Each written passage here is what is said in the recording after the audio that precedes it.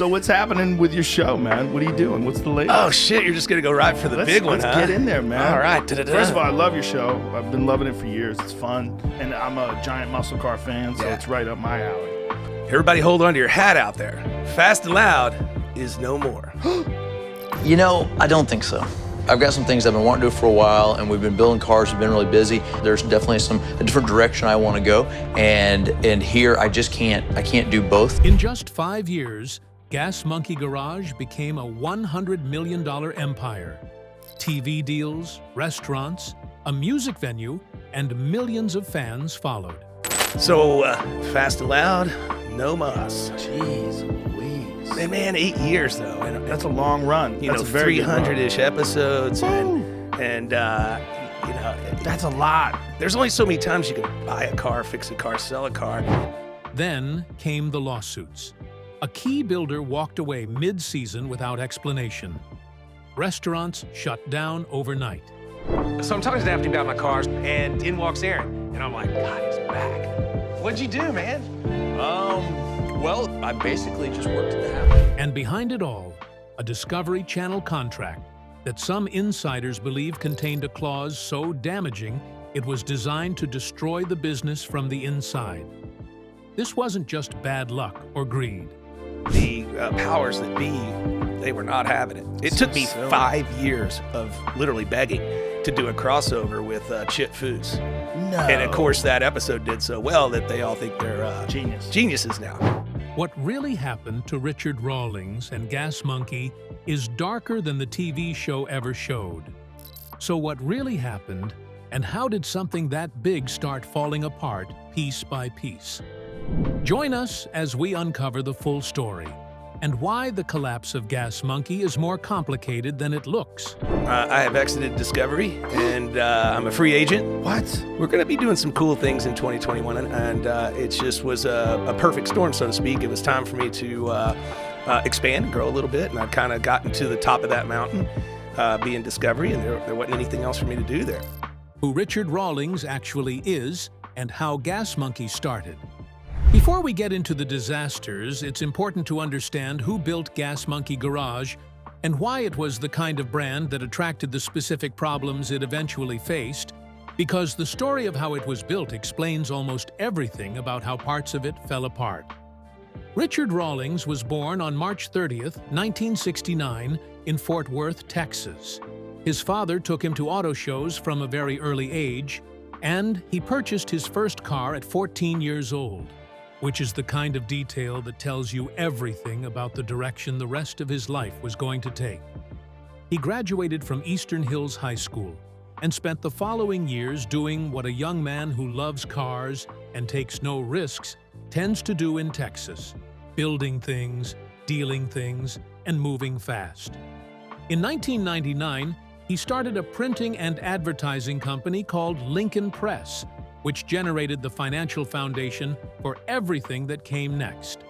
He sold Lincoln Press in 2004 and used the proceeds to fund the business he had been thinking about for years.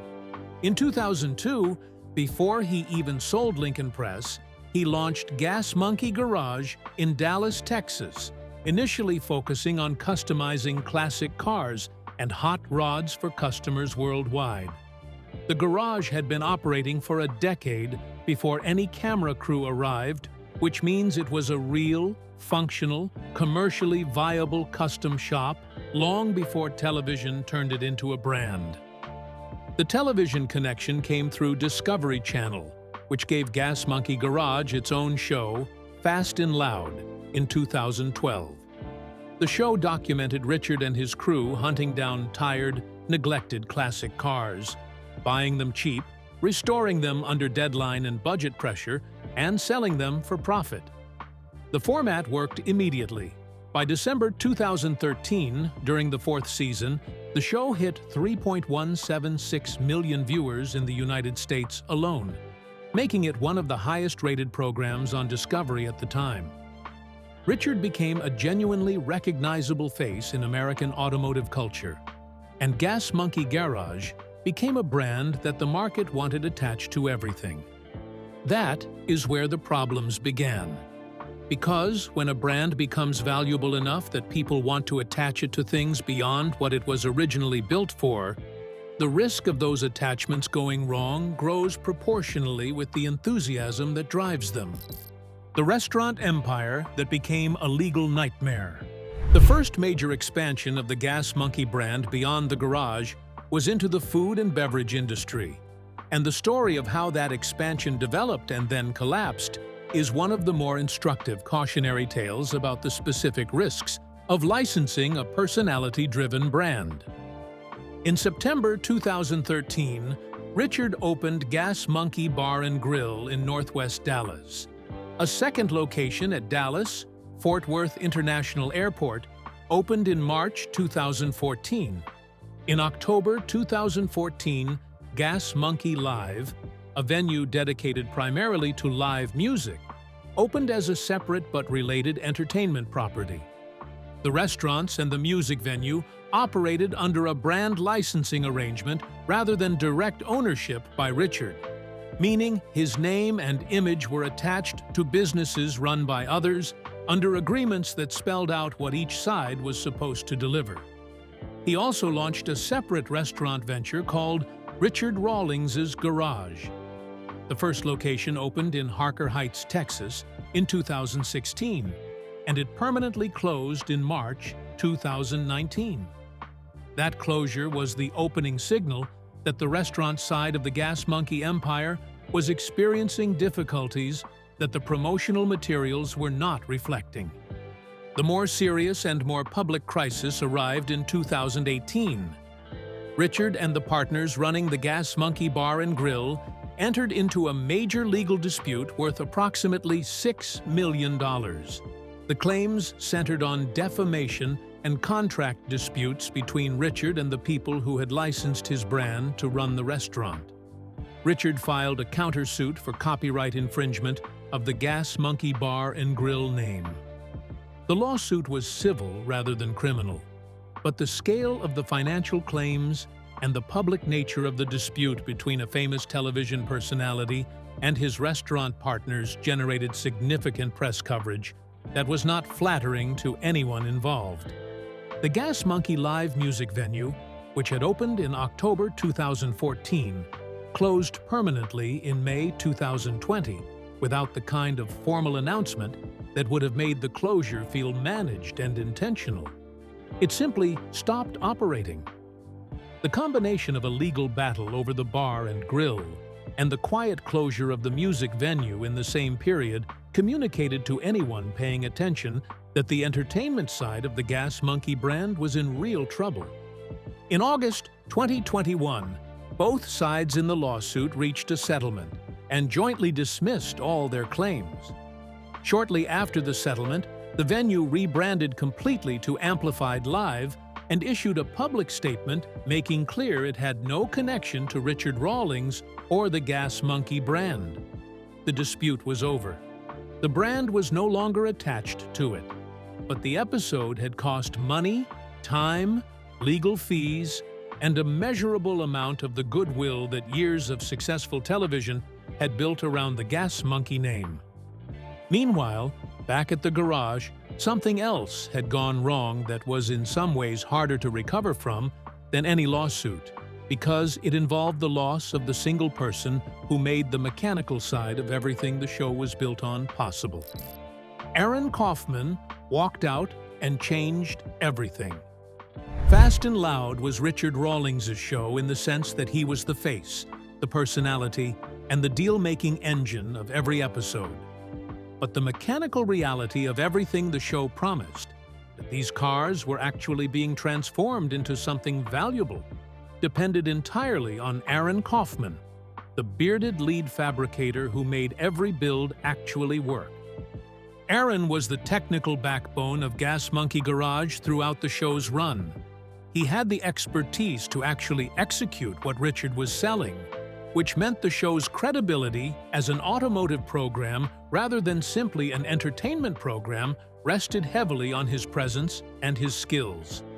The dynamic between the two men, Richard's energy and salesmanship paired with Aaron's technical skill and quieter intensity, was the specific chemistry that made Fast and Loud work in a way that dozens of similar shows failed to replicate.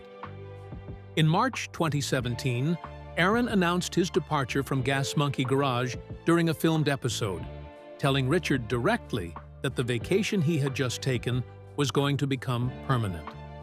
Richard wrote on the Gas Monkey blog that Aaron had been a part of Gas Monkey Garage since day one, and that it would be a painstaking process moving forward without his talents. The public statement was generous. The private reality was that the most important technical person in the building had decided to leave, and the show had to figure out how to continue without him. The reasons Aaron gave for leaving were structural rather than personal. He said the television schedule required builds to be completed in a time frame that the cars themselves did not always accommodate, and that the episodic format meant Gas Monkey could never take on the larger, more complex, more technically ambitious projects that represented what he actually wanted to do with his skills. He wanted to build things properly, in the time they required, without a production calendar dictating when they had to be finished. Television format and genuine craftsmanship were pulling in opposite directions, and Aaron chose craftsmanship. He opened ArcLight Fabrication in Dallas, then relocated to Austin, Texas, specializing exclusively in Ford F-100 pickups from the 1957 to 1979 model years. Discovery gave him his own show called Shifting Gears with Aaron Kaufman in 2018, which ran for one season before being canceled. Without the specific on-screen tension created by his dynamic with Richard, the show did not generate the same audience engagement, which told you something important about where the value of the original format had actually lived. Gas Monkey Garage continued without Aaron. New mechanics joined the crew. The show kept going. But the specific thing that had made Fast and Loud feel credibly mechanical rather than just dramatically entertaining had walked out the door in 2017, and the audience could feel it. The cage Richard finally escaped from. Even as the restaurant empire was litigating, and Aaron Kaufman was building F-100 trucks in Austin, the bigger structural problem for Gas Monkey Garage was the contract that connected it to the network that had made it famous. Because the Discovery deal that gave Richard Rawlings his platform also gave Discovery enormous control over how he used his own name and his own voice, and that control became increasingly intolerable as the years went on. Richard spoke about this on the Joe Rogan Experience podcast in December 2020, shortly after the show's final episode aired in June of that year. He said he had exited Discovery and was now a free agent. He described his Discovery contract as extremely restrictive in ways most viewers never knew about. He could not post on his own social media accounts without the network's approval. If he wanted to share a photo of a car he had just bought, he needed Discovery's permission before he could do it. He had effectively signed over control of his own public identity for the duration of the contract. The contract also contained a clause prohibiting him from speaking negatively about Discovery during the agreement, with a fine of up to $25,000 per violation. This meant that the man whose name was on the garage, whose personality drove the show, and whose creative vision had built the brand from scratch, was also the man who could not publicly criticize the company that controlled how his brand was used without incurring a significant financial penalty. That is not a partnership. That is a managed relationship with a very specific power imbalance. The format limitations added to the frustration. Gas Monkey Garage could not take on more complex or time-consuming builds because they did not fit the episodic structure that the Discovery format required. The show needed cars that could be sourced, restored, and sold within a production cycle that served the television schedule, not the natural timeline of what restoring a specific car actually demanded. Every time Richard found something more interesting and more ambitious to work on, the production calendar pulled it back towards something that could be completed in time to fill an episode slot. He tolerated all of that for 16 seasons across 8 years because the platform the show provided was genuinely valuable, and the audience it built was genuinely real. But by 2020, when the pandemic had already disrupted production schedules and given everyone in the industry an unusual opportunity to stop and evaluate what they were doing, Richard made the decision that the cage was no longer worth the platform. He exited. He became a free agent. And the immediate question was whether Gas Monkey Garage as a brand could survive without the television infrastructure that had made it nationally known. The Nashville store closure, and what came after. One of the more visible signs that the Gas Monkey brand was contracting after the Fast and Loud era ended was the closure of the Nashville Antique Archaeology store in April 2025. Wait, that is a different show. The relevant Gas Monkey expansion is the Dallas operations that continued after the television deal ended. The Gas Monkey Garage YouTube channel became Richard's primary content platform after leaving Discovery, and it has accumulated over 1 million subscribers with a library of more than 600 videos going back more than a decade. The channel gives him direct control over what gets documented, how it gets framed, and when it goes out, all the things the Discovery contract had removed from his hands. He can post about a car he bought without asking anyone's permission. He can describe a project that will take 6 months without a production team telling him the timeline does not fit the format. He has also launched Gas Monkey Buys, a digital service that allows vehicle owners anywhere to submit their vehicles for potential purchase by the garage, applying the core business model of the show to a platform he controls entirely. He does a podcast called Monkey Trap. He has appeared on major podcasts, including The Joe Rogan Experience and The Adam Carolla Show. He has been featured in National Dodge television commercials. Gas Monkey Garage became the title sponsor for Peter Hickman and FHO Racing at the Isle of Man TT Races in 2022, which is the kind of international motorsport association that reflects genuine brand credibility beyond the American television audience that built it. He has sold significant portions of his personal car collection through Bring a Trailer auctions, using the proceeds to acquire vehicles with stronger provenance and more interesting histories, upgrading the quality of what the garage is working with rather than simply maintaining volume. He is pursuing the kind of extreme and unusual builds that the television format never had room for, including vehicles like a 6x6 Humvee and a French-made recreational tank, which are not the kind of projects that fit inside a 30-minute television episode, but which make for compelling YouTube content and reflect genuine mechanical ambition. His net worth is currently estimated at around $18 million, which suggests that despite the restaurant lawsuits, the music venue closure, the Aaron departure, and the Discovery exit, the financial foundation of what he built is substantially intact. The Gas Monkey brand generates income across multiple channels that the television show created the audience for, and Richard has managed the transition from network television to independent content creator in a way that most people who leave major network deals do not. Now, to the most asked questions among fans: is Gas Monkey still open? The future of Gas Monkey. Given everything that happened, the lawsuit, the closures, the departures, and the end of the television show, the question most people who followed the brand want answered is a simple one. Is the garage actually still operating? Yes.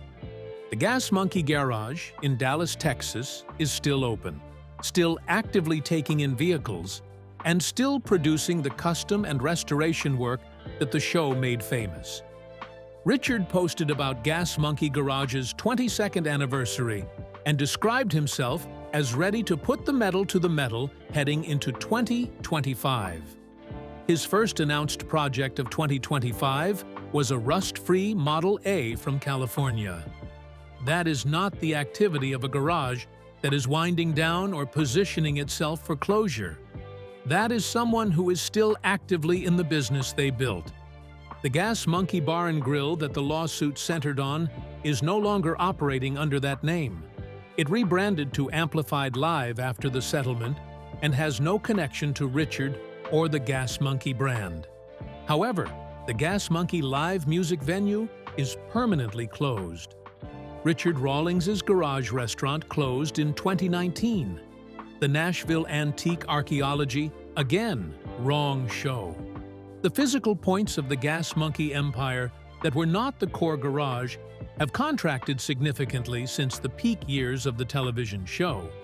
But the garage itself, the actual building in Dallas where the cars come in and go out, is still operating. Richard Rawlings is still in it. He is still buying cars, still building them, still documenting the process, and still doing so with a level of creative freedom that the Discovery contract never allowed him to fully exercise. The terrifying discovery is the accumulation of realizations that Richard made over several years of working within an arrangement that controlled his voice, limited his projects, cost him his most important mechanic, and exposed the restaurant extensions of his brand to legal and operational risks that the garage itself was never subject to.